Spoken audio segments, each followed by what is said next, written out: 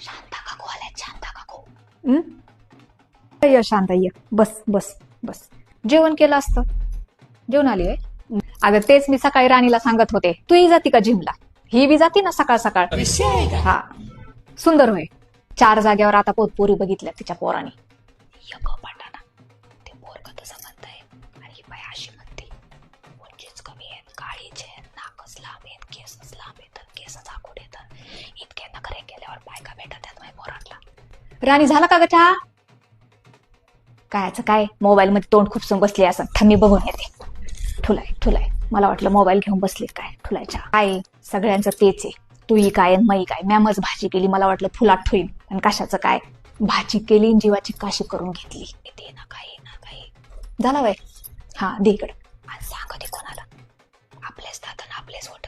कोणाला बोलते कोणाला, भाजी आहे ना सख्या भावाची पोरगी आहे. अगो बाया काय सांगती.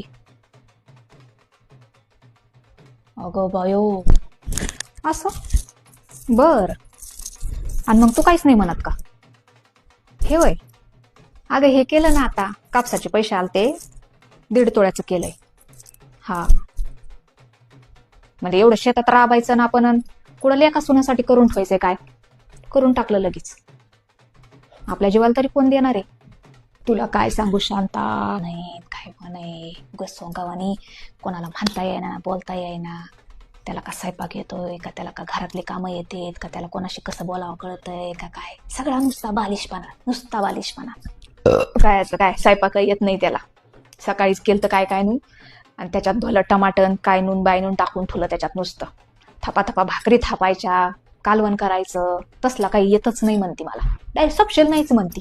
बाई नको सांगू ग. सांगून बघितलं, शिकून बघितलं, भांडून बघितलं, तिच्या डोक्यातच प्रकाश पडत नाही.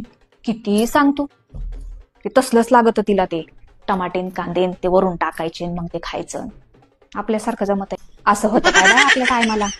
सकाळीच तिला म्हणलं आमच्या टायमाला असं